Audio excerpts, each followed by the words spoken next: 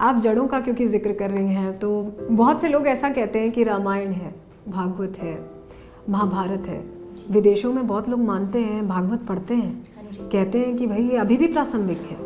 लेकिन अभी हमारे ही भारत में बहुत से ऐसे लोग हैं जो कहते हैं अब रामायण प्रासंगिक थोड़ी है आज के ज़माने में, जबकि आदर्श ऐसे हैं कि अगर आप उनको अपने जीवन में रखें तो आपसे अच्छा आगे कोई नहीं बढ़ पाएगा ना, आप मतलब आपसे सफल किसी का जीवन हो पाएगा। तो ज़रा बताइए उन युवाओं को जो नहीं समझते प्रासंगिक कि कैसे प्रासंगिक है।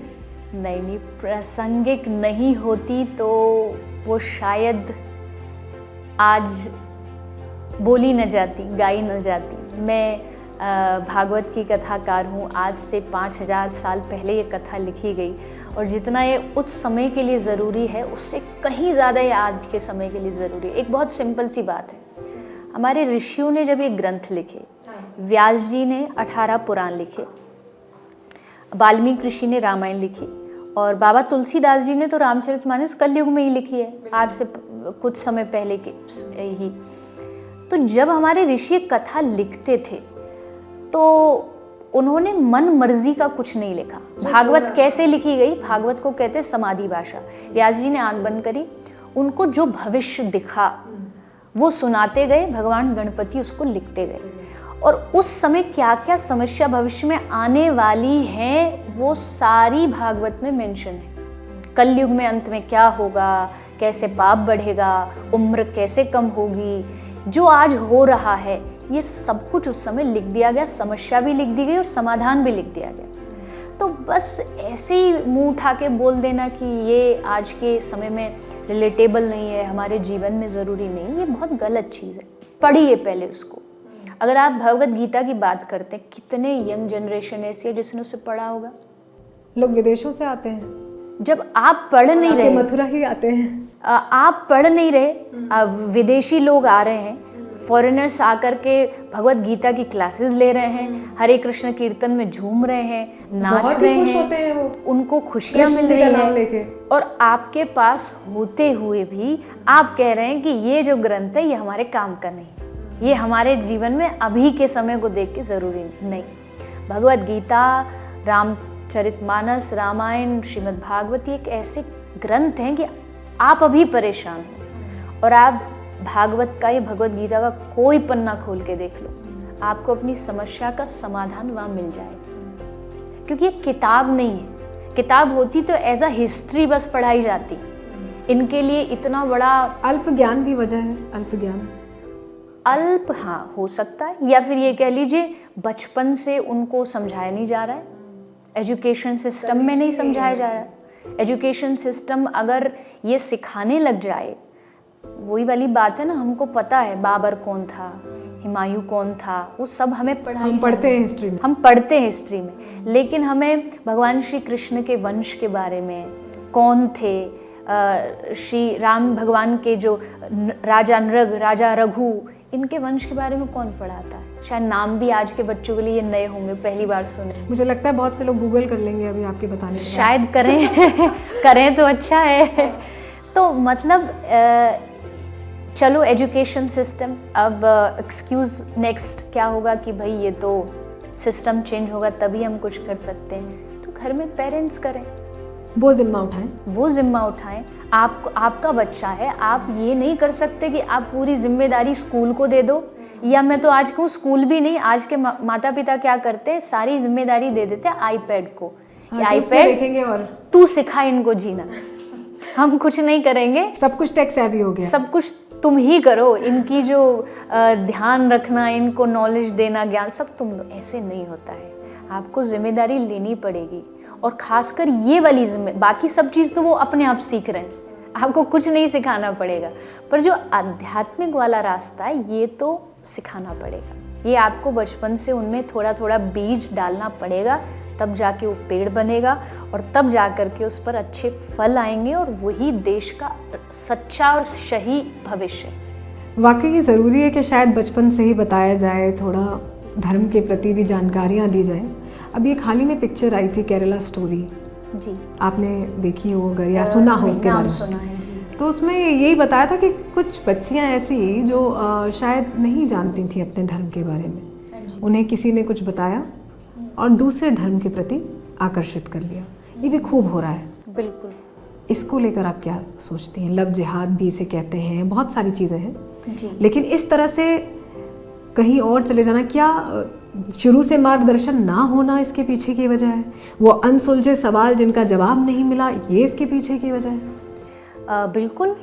अगर आप अपने बच्चों को घर में अपने धर्म की अहमियत बताओगे, समझाओगे कि आप कहाँ पैदा हुए हो, आप सोच सकते हो इस धर्म में पैदा होना, पहला बात तो भारत देश, उसमें भी आप सनातन धर्म में पैदा हुए हैं, तो आप उसकी कीमत को समझिए। आप उनको समझाइए क्यों हम भाग्यशाली हैं, क्यों शास्त्र कहता है बड़े भाग मानुष तन पावा, उसमें भी आप इस धर्म से जुड़े हैं। तो ये चीज़ें जब आप समझाएंगे बच्चों को तो उनके माइंड में आगे के लिए भी एक डर रहेगा। एक डर रहना ज़रूरी है कि भाई अगर कोई भी लड़की है, लव जिहाद की अगर बात करें तो भविष्य में क्या होता है कि उनको डर नहीं, उनको लगता है कि मुझे धर्म से क्या लेना देना, भाई मेरा मन किसी से मैच हो गया, उसके बाद सारा जीवन ऐसा ही चलेगा। पर ऐसा नहीं चल सकता। क्यों नहीं चल सकता? क्योंकि दोनों संस्कृति एकदम अलग है। या तो दोनों साथ लेके चलने दें, वो शायद मुझे नहीं लगता कि मुश्किल होता है, बहुत मुश्किल होता है। थोड़ा होते हैं ऐसे लोग भी होते हैं समाज में, बिल्कुल हो सकते हैं, थोड़ा पर कम होते हैं क्योंकि उसमें गलती भी किसी की नहीं। बचपन से जो हमें अब बचपन से कहा गया, भाई मंगलवार आ गया, हनुमान चालीसा को पाठ करो, आप करते आ रहे हो। एक दिन जाकर के कोई आपसे ये बोल दे कि आज के बाद इस घर में आरती नहीं होगी, आज के बाद इस घर में तुम हनुमान चालीसा नहीं पढ़ सकते हो, तो उसका तो सारा जो बचपन है, जो उसका जीवन, वो सब छीन लिया गया। अब उसके पास क्या बचा? धर्म तो बचा नहीं। और धर्म मुझे लगता है जीवन का फाउंडेशन है, संभालने वाला। उसी के आधार पर आप चलते हैं, आधार पर चलते हैं। सोसाइटी के रूल्स जो बनते हैं वो धर्म के आधार पर बनते हैं। कॉन्स्टिट्यूशन अलग रूल बनाता है, लेकिन कुछ ऐसे हैं जो कॉन्स्टिट्यूशन में नहीं है लेकिन वो समाज फॉलो करता है। जीवन के कुछ आदर्श होते हैं जो आप बनाते हैं, अपने बच्चों को भी देते हैं वो। जी, और वो आदर्श कई बार डिफरेंट कल्चर्स के अलग अलग हो सकते हैं। जैसे फॉर एन एग्जांपल, हमारे धर्म में किसी का हत्या करना बहुत बड़ा पाप है, भयानक अपराध है। लेकिन वहीं आप दूसरी तरफ बात करो तो एक धर्म कह रहा है कि नहीं, ये हमारा मुख्य दिन है, इस दिन किसी भी पशु को मारना ये धर्म है। तो आप देखो कितनी अगेंस्ट बात हो, अलग अलग बात। आप कह रहे हो कि मारना पाप है और एक तरफ कहा जा रहा मारना पुण्य है। अब आप किसको फॉलो करोगे? आप अपने वाले को मानोगे जो आपके बचपन से दिमाग में भेजा गया है, समझाया गया है, या आप जाकर के तुरंत किसी को मारना शुरू कर दोगे? तो ये जो कल्चरल जो डिफरेंट है, या जो जैसा आपने कहा आदर्शों का जो डिफरेंस है, ये बाद में जाकर के फिर अंदर ही अंदर खाता है इंसान को कि तूने उस समय तो फैसला लिया और आज तुझे बहुत ज़्यादा कॉम्प्रोमाइज़ करना पड़ रहा है। तो अच्छा, मेरी दृष्टि से यही रहता है कि आप अपने धर्म, अपने समाज के जो लोग हैं, जहाँ सबको एक जैसी शिक्षा मिली हो, उनको लेते चलेंगे तो आगे अच्छे से चल पाएंगे। अच्छा, राम मंदिर का निर्माण हुआ, इतना भव्य राम मंदिर बना, आप जा पाई अभी तक? मेरा दुर्भाग्य कह लीजिए या अभी बुलावा ना आया ये कह लीजिए, पर मेरा जाना नहीं हुआ। उस समय भी निमंत्रण भी आया था, लेकिन कुछ पहली ऐसी बहुत ही ज़्यादा कॉम्प्लिकेटेड चीज़ें हो गई, हाँ जी, कि नहीं जा पाए। पर मेरी बहुत इच्छा है, क्योंकि मैंने बहुत सुना है लोगों से, उनके अनुभवों को सुना है कि एक बार ज़रूर दर्शन करके आना चाहिए। मुझे लगता है जैसी कथा की व्यस्तताओं में से 2-5 दिन का समय मिलेगा तो मैं ज़रूर दर्शन करना चाहूँगी। अभी रामनवमी पर सूर्य तिलक भी किया गया, आपने वो श्यामल मूर्त देखी भगवान राम की? ज़रूर उस समय तो बहुत फ्लोट कर रही थी जब तुरंत प्राण प्रतिष्ठा हुई थी। वो रौनक हम सभी रिपब्लिक भारत ने भी खूब दिखाया कि किस तरह से लोग वहाँ, ऐसा लग रहा था कि राम भक्ति लोगों के रगों में बह रही है। जो लोग वहाँ पहुँचते थे वो इस उन्माद में पहुंचते थे, पता नहीं कितनी कितनी दूर से। मैं लोगों से मिली हूँ, खुद बात हुई है। तो ये उन्माद, ये भक्ति या ये राम रस का जो एक तरह से पान करने की इच्छा है, ये अभी इस दौर में मंदिर बनने के बाद आया है। बिल्कुल, कहते हैं ना, प्रतीक्षा के बाद जब कोई चीज़ मिलती है तो उसकी खुशी, उसका रस अलग ही होता है। तो वो पूरे भारत ने देखा और भारतवर्ष ने देखा कि हमारा देश कितना समृद्ध देश है, कितना आदर्शों से भरा हुआ देश है, कि यहाँ हर बच्चे से लेके बुजुर्ग तक, सनातन धर्म से लेके भले कोई दूसरे धर्म वाले भी हों, उन्होंने भी इस चीज़ का स्वागत किया, बिल्कुल स्वागत, सम्मान किया, बड़े आदर के साथ सम्मान किया। और वो खुशी, मुझे लगता है कि हम उसके साक्षी बने, वो एक हिस्ट्री बनी और उसके हम साक्षी बने। और जैसा आपने कहा राम भगवान की मूरत के बारे में, तो अभी सामने से तो नहीं, पर जो चित्रों में दर्शन हुआ, उस दिन भी जब पहली बार वो दर्शन किया गया, तो एक ही बात उनको देखते ही एकदम से लगी।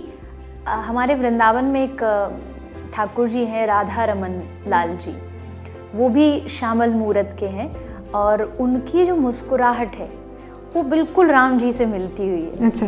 तो उनकी जब मुस्कुराहट पहली बार देखी तो सबके मन से एक ही बात निकली, अरे ये तो अपने राधा रमन जी हैं, ये तो अपने कृष्ण ही है, इनमें कोई भेद नहीं है। तो सचमुच वो मूर्ति जो है, वो विग्रह जो है, वो बहुत ही मन को ऐसा लगता है आकर्षित बोल पड़ेगी वो मूर्ति जी। ऐसा तो लगता है। मुझे लगता है कि सबको दर्शन करना चाहिए और राम जी सब पर कृपा करें, बुलावा भेजें मेरे पास भी, ताकि जाने का और वो प्रत्यक्ष अनुभव करने का अवसर मिले।